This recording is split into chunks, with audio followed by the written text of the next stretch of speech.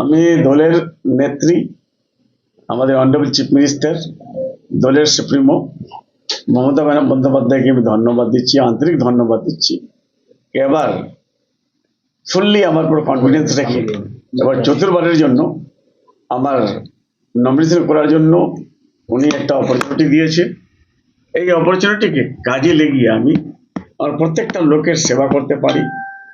প্রত্যেকটা লোকের আমার বিধানসভার গোয়ালপুর 30 থেকে আমাকে টিকিট দেওয়া হয়েছে, পার্টি সম্পদ দেওয়া হয়েছে, নাম অ্যানাউন্সমেন্ট হয়েছে। আর সব আমার গোয়ালপুরবাসী থেকে আরম্ভ করে পুরো জেলার লোক খুশি। আজকে 294টা সিটের মধ্যে 291টা সিট উনি ঘোষণা করেছেন। আর আমরা সবাই একটাই লক্ষণ, আমাদের এই চতুর্থবারের জন্য আমরা কি করে আমাদের মাননীয় মুখ্যমন্ত্রী মমতা বন্দ্যোপাধ্যায়কে আবার মুখ্যমন্ত্রী আমরা করি, এটাই আমাদের চিন্তা। আমরা সবাই মিলে জিতে এখান থেকে গিয়ে ওনাকে আমরা চিফ মিনিস্টার।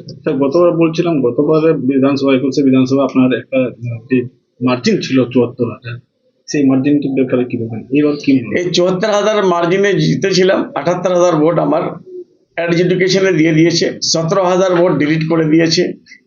তারপরে এবার এডুকেশনে শুনলাম কিছু কিছু ভোট ডিলিট হচ্ছে।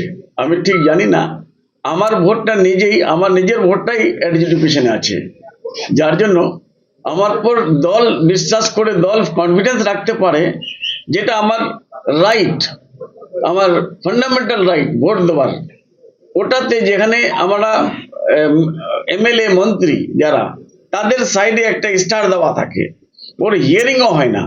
আমি হিয়ারিং দেওয়ার সত্ত্বেও আমার নামটা এবার ফ্রেশ ভোটার লিস্টে না এসে 78,000 এর মধ্যে আমারও নামটা আছে অ্যাডজুডিকেটেড, যার জন্য আমি অনেক কষ্ট পেয়েছি। I became so hurt and shocked and pained. কেন? আজকে জ্ঞানেশজি উনিও তো একটা আধিকারিক, উনার নামটা যদি অ্যাডজুডিকেটেড থাকতো তাহলে উনার রেসপেক্টটা শেষ হতো না, উনার ডিসঅনার হতো না। একটা মন্ত্রীকে এরকম করে হ্যাকেল করা, একটা এমআইসি কে হ্যাকেল করা, একটা এমএলএ কে হ্যাকেল করা, এটা স্বাধীনতার এগেনস্টে, এটা আমাদের কনস্টিটিউশনের এগেনস্টে। যারা যারা ভোট নেবে তাদের নাম যদি এডুকেশনে দেয়, আমাদের জেনারেল পাবলিক গুলো কত শকড হবে, পেইন্ড হবে।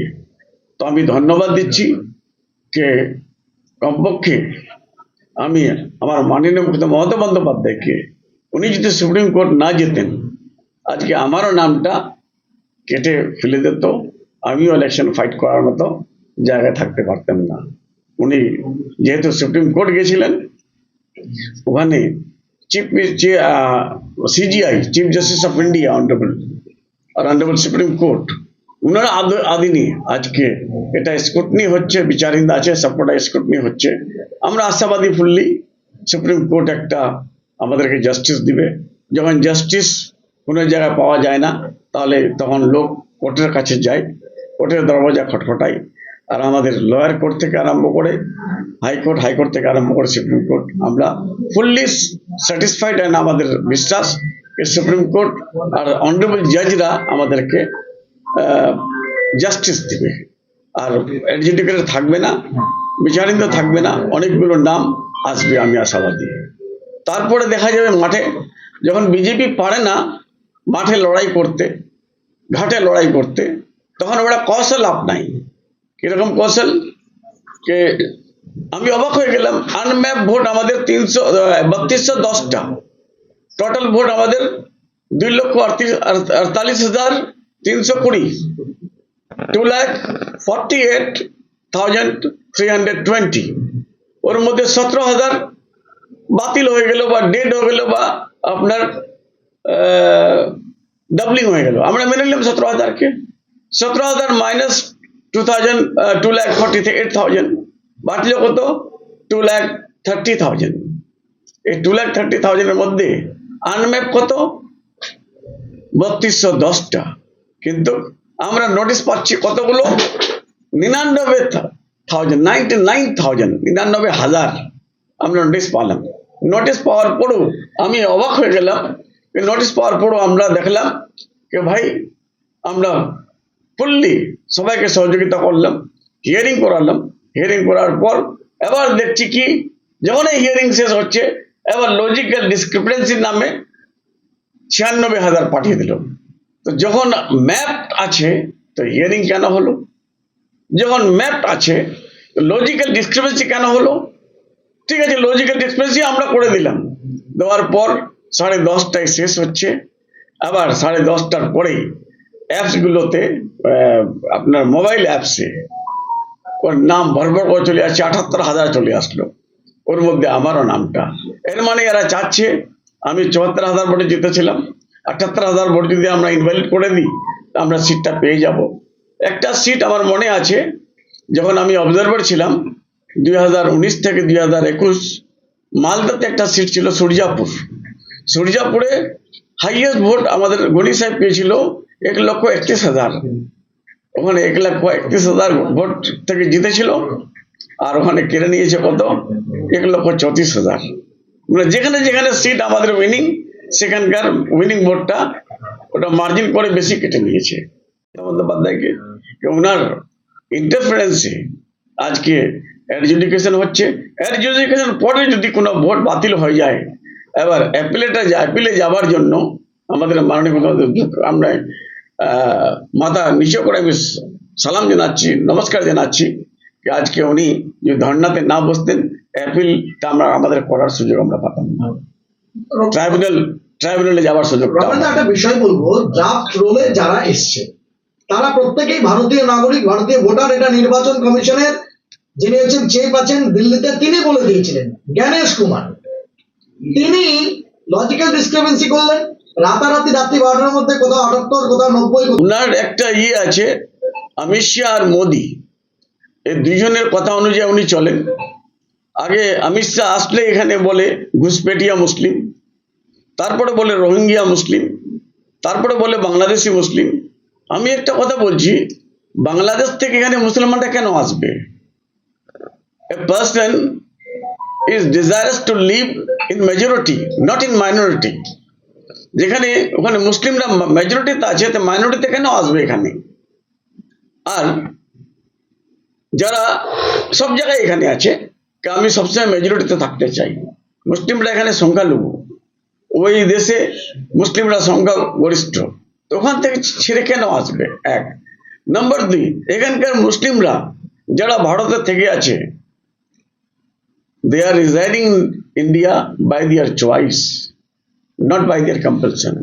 যখন ভারত স্বাধীন হয়েছিল তখন সুযোগ ছিল ওদেরকে যাওয়ার বাংলাদেশ, ইস্ট পাকিস্তান বা west Pakistan, but they believe in what Indian constitution is secular constitution. India is secularism. India secularism is there. India is a secular country. That's why আমরা এখানেই থাকবো, আমরা ইস্ট পাকিস্তান বা ওয়েস্ট পাকিস্তান আমরা যাব না, বাই চয়েস আমরা এখানেই আছি। কিন্তু আজকে অমিত শাহ, মোদিজি, যারা সবসময় ব্রিটিশদের দালালি করতেন, তারা এগুলো লম্বা লম্বা কথা বলছে, এগুলো কথা সহ্য করা যায় না। আর অমিত শাহ এসে বলে গেল এখানে আমি একটা ইউনিয়ন টেরিটরি করব, আমি 4টা জেলা, কিশনগঞ্জের 2টা জেলা আমাদের পশ্চিমবাংলার, আমরা ছিলাম এই চিকেন নেকটা সোনাপুর টু বিলাসপুর, আমরা ছিলাম কোথায়? বিহারে, 1956 এর আগে। 56 এর পরে আসলাম আমরা কোথায়? বাংলাতে, বেঙ্গলে। আমরা বাংলা কালচার, বেঙ্গলি ল্যাঙ্গুয়েজ, বাংলার সভ্যতা, খাওয়া দাওয়া আমরা শিখতে 70 বছর হয়ে গেল, আমরা সব অ্যাডাপ্ট করে নিয়েছি। এখন বলছে ইউনিয়ন টেরিটরি করে আমাদেরকে কিশনগঞ্জ যেতে হবে বা বিহারে যেতে হবে। ও চাচ্ছে কি বিহারের কালচারটাকে, বিহারের ল্যাঙ্গুয়েজটাকে, ইউপির ল্যাঙ্গুয়েজ, ইউপির কালচার, ওটাকে এখানে ইম্পোজ করতে চাই। কিন্তু এটা বাংলা, এই বাংলাটা হলো আমাদের কাজী নজরুল ইসলাম, রবীন্দ্রনাথ ট্যাগরের, তারপরে আমাদের স্বামী বিবেকানন্দ, রাজারাম মোহন রায়, মাতানমণি হাসদা, আমাদের মমতা ব্যানার্জি, এদের বাংলা। অত সহজ না এখানে কিছু করার। ওরা যখন পারছে না তখন টুকরো টুকরো করে দিতে চাই, যখন পারছে না তখন একটা স্টেট জম্মু অ্যান্ড কাশ্মীরকে ইউনিয়ন টেরিটরি করে দিল, যখন পারছে না দিল্লির পুলিশের পাওয়ারটা ছিনে নিল, যখন পারছে না হরিয়ানার ভোট চুরি করে এবার ইলিগাল ভোট চড়ে ইলেকশন জিতে নিল। যখন পারছে না, মহারাষ্ট্রের 45 লক্ষ ভোট ডিলিট করে 50 লক্ষ বাইরের থেকে ভোট দিয়ে জিতাই নিয়ে নিল। তেমনি ঠিক বিহারে এরকম করেছে, 67 লক্ষ ভোট এদিক ওদিক করে দিল, 70 লক্ষ ভোট নিয়ে চলে আসলো কোথা থেকে, বিহার নিয়ে নিল। কিন্তু Bangla, what Bengal things today, rest of India will think tomorrow. কেন? যেখানে বাংলা, যেখানে অমিত শাহ আর মোদির থিঙ্ক ট্যাঙ্ক যেখানে শেষ হচ্ছে, সেখান থেকে আমাদের মাননীয় মুখ্যমন্ত্রী মমতা বন্দ্যোপাধ্যায় থিঙ্কিং স্টার্ট হচ্ছে। তার জন্য এখানে এসে ওরা হিমশিম খেয়েছে, ধাক্কা খাচ্ছে, এবার পড়ে যাচ্ছে। বলো। প্রধানমন্ত্রী নরেন্দ্র মোদী 23-এর লোকসভা নির্বাচনে ট্যাগলাইন লাগিয়েছিলেন সবকা সাথ সবকা বিকাশ, তারপরে সবাইকে নিয়ে চলার জন্য বলেছিলেন সবকা বিশ্বাস। বিজেপির প্রার্থী তালিকা পশ্চিমবাংলার জন্য ঘোষণা হয়েছে, not even a single minority candidate. 30% পশ্চিমবাংলায় মুসলিম সংখ্যালঘু লোক, ক্যান্ডিডেট নেই একটা মুসলিম। কি বলবেন? একটা ক্যান্ডিডেট তো করেছিল 2021-এ। আমি যখন 4টা জেলার অবজারভার ছিলাম, আমাদের মাননীয় মমতা বন্দ্যোপাধ্যায় আমাকে চার্জ দিয়েছিলেন মুর্শিদাবাদ, মালদা, উত্তর দিনাজপুর, দক্ষিণ দিনাজপুর। তখন ওকে, আমার ছোট ভাইকে, আমার পরিবারের একজন ছোট ভাই, নিজের ভাইকে ওরা নিয়ে চলে গেল কোথায়, কোন বিজেপির মিটিংয়ে, বিজেপির অফিসে নিয়ে গেল, তোমাকে বিজেপির টিকিটটা দেবো, তুমি ফাইট করো গোয়ালপুর থেকে। আমাকে হ্যাকেল করার জন্য, আমাদের পার্টিকে হ্যাকেল করার জন্য, রব্বানি 4টা জেলা আছে, কাজ ভালো করছে, যদি একে ডিস্টার্ব করে দিই, এর বাড়িতে যদি আগুন লাগাই দিই, আগুনটা নিভাতে নিভাতে এর টাইম শেষ হয়ে যায়, আমরা সবকটা সিট নিয়ে নেব। এটা তো হলো না। যার জন্য এবার কি করেছে, এবার দেখেছে ভোট তো কেটে নিয়েছি আমরা। ওরা জানতো না যে মুখ্যমন্ত্রী মমতা বন্দ্যোপাধ্যায় সুপ্রিম কোর্ট যাবে, ওরা জানতো না যে ও ধর্নাতে বসবে। আজকে ধর্নাতে যদি না বসতো, আপনার সুপ্রিম কোর্ট না যেতেন, আমরা সিট পেতাম না এখানে। কেন? আমাদের যেগুলো মার্জিনের ভোট, সেটা ভোটটা কেটে নিয়েছে, এটা তো উঠতেও না। আমরা লাখ চেষ্টা করতাম, তাও উঠতো না। আজকে আমরা স্যালুট জানাচ্ছি আমাদের মুখ্যমন্ত্রী মমতা বন্দ্যোপাধ্যায়কে, আর স্যালুট জানাচ্ছি CJI, chief justice of India, honourable chief justice of India, honourable supreme কোর্টকে। না, এই 2টা বিধানসভা আমরা জিতবো। কেন? আমরা জানি যে করিম সাহেব দল করেন, করিম সাহেব সম্মানীয় ব্যক্তি, করিম সাহেবের বয়স হয়ে গেছে, করিম সাহেব সবসময় দলকে ভালোবাসে, করিম সাহেব সবসময় আমাদের মাননীয় মমতা বন্দ্যোপাধ্যায়কে ভালোবাসে। যার জন্য দলকে সাপোর্ট করবে।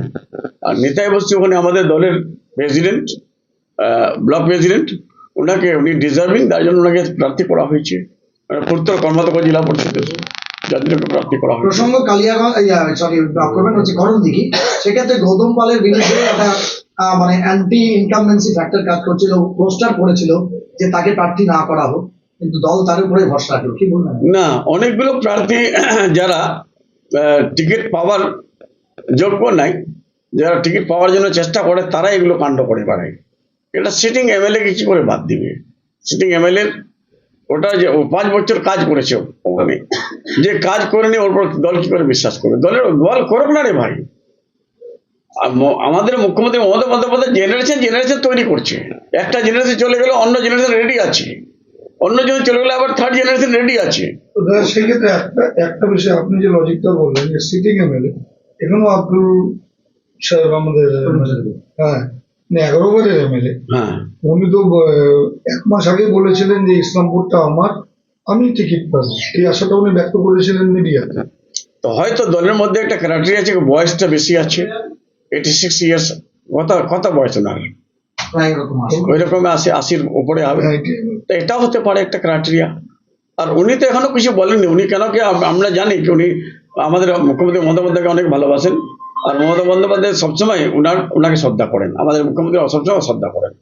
যদি ইসলামপুরের বিধায়ক তিনি নির্দলে হোক বা কোন দলের সিম্বলে যদি দাঁড়িয়ে পড়েন, সেই ক্ষেত্রে ইসলামপুরের সমীকরণটা কেমন হবে বলে মনে হয়? আমি আপনাকে এটা ক্লিয়ার করে দিচ্ছি, এখন উনি নির্দলে যাবেন না, অন্য দলে যাবেন না, উনি আমাদের দলে থাকবেন। আমাদের মাননীয় মমতা বন্দ্যোপাধ্যায়কে উনি বিশ্বাস করেন। আর সব থেকে বড় ব্যাপার, আমাদের মুখ্যমন্ত্রী যখন টিকিটগুলো ঘোষণা করছিলেন, তখন একটা কথা বলেছিলেন যে অনেকগুলো বিধায়ককে আমি টিকিট দিতে পারিনি, কিন্তু ওদেরকে আমি ফেলে দিইনি, ওনাদের জন্য জায়গা রেডি আছে। আর বিধায়ক থেকে বড় জায়গা আছে, ভালো জায়গা আছে, যার জন্য হয়তো ওনাকে কোনো ভালো জায়গায় রাখবে। যেরকম কানাল আগরওয়াল সাহেব, উনি এমপিতে হেরে গেছিলেন, জেলা প্রেসিডেন্ট করা হয়েছিল, HRBCর ভাইস চেয়ারম্যান করা হয়েছিল। এটা হয়।